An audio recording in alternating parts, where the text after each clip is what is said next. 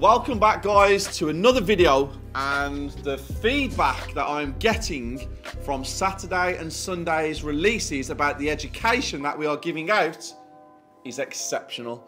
So, to keep the trend going, today the video is all about renovations, do's and don'ts.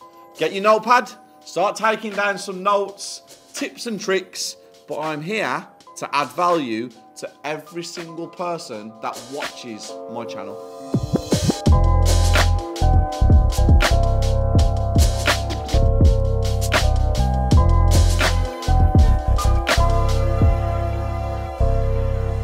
So straight into segment one, it's the do's and don'ts of your research and planning.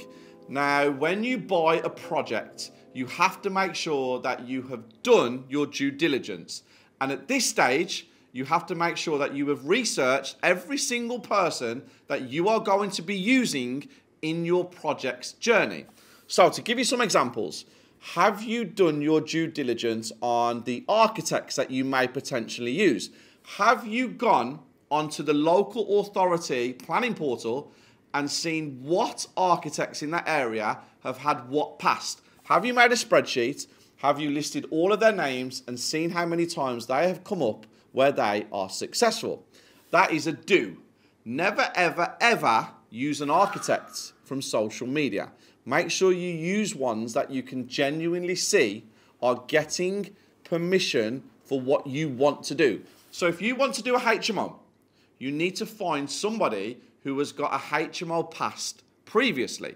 If you want to do a double-story extension, find somebody who has done a double-story extension and got it passed. Because every part of the planning application, did you see that, guys? This is Duna spiking me.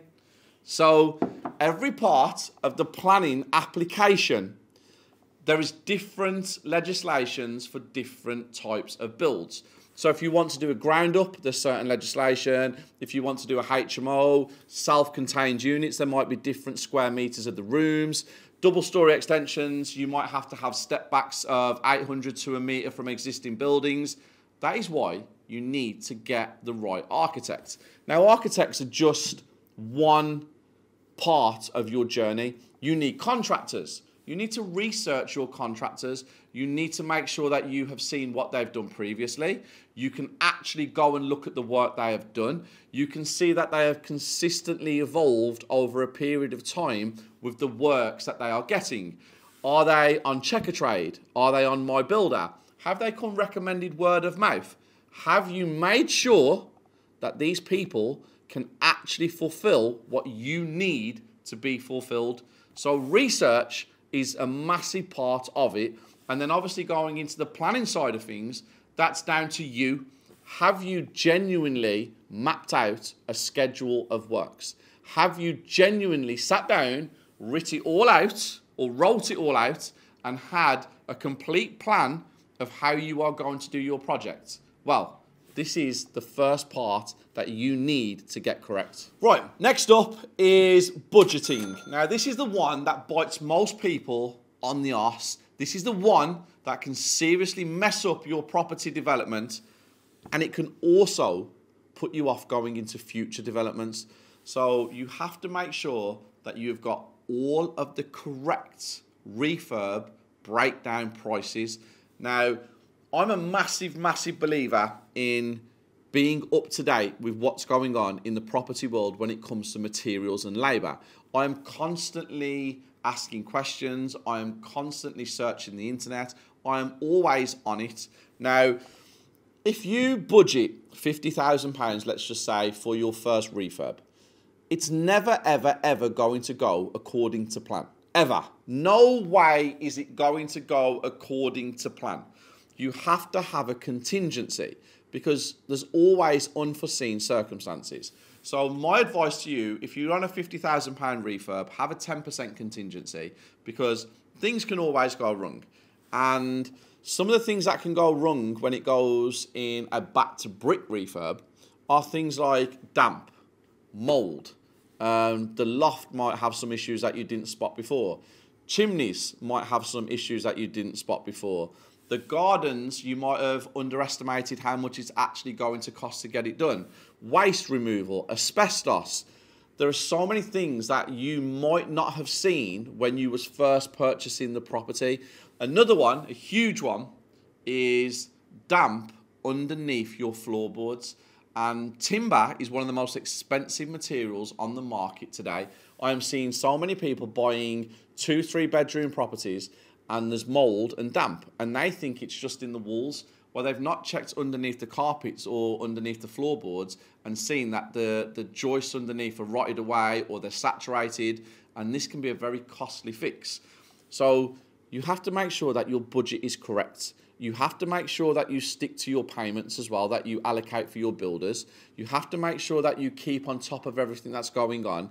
Budgeting, keeping on top of it, and having a contingency is a massive part of property development. And the final thing in this video is DIY, do it yourself, against professional help. Now, one of the things that a lot of Property Circle members say to me is, Steve, I want to get stuck into my first property. I want to do the strip out.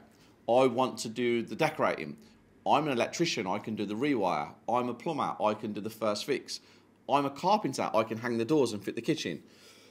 Yes, you might want to learn how to do it, and your reasons may be so in the future when you have multiple projects going on, you can see where people are going wrong and things aren't going correct, or they're not going in the schedule that you have seen yours going.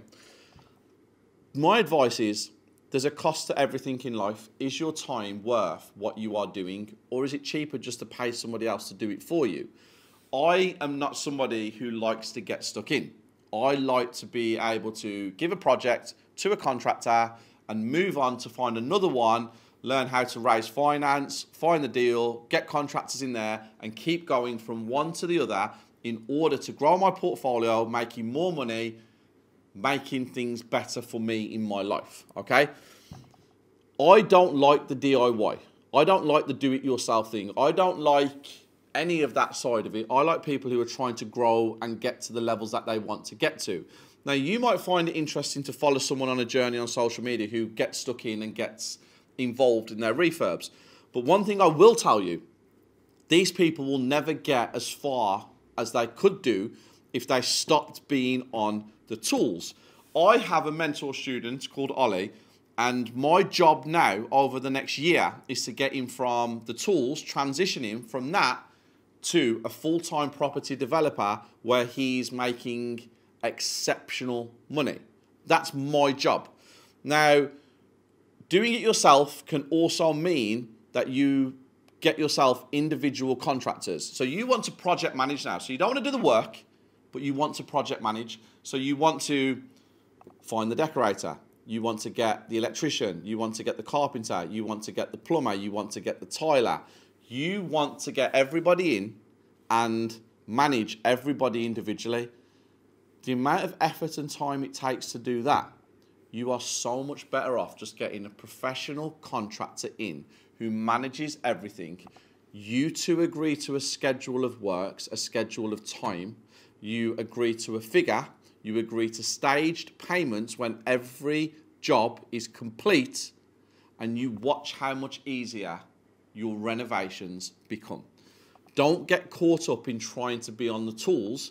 Get caught up with being the leader who values their time and wants to create wealth. That is the key to the property world. Not stripping a house out, not having a decorating party and a pizza night and getting all your people around to help you. That is not what this world is about.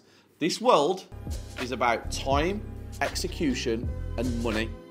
This is what you need to do. Anybody who is a part of my university, this is what I tell them to do. Make sure you understand the vision. Make sure you surround yourself with the right people, the ones who are like-minded, who don't frown on your dreams. They tell you you can achieve it. And if you follow my do's and don'ts, you will be successful.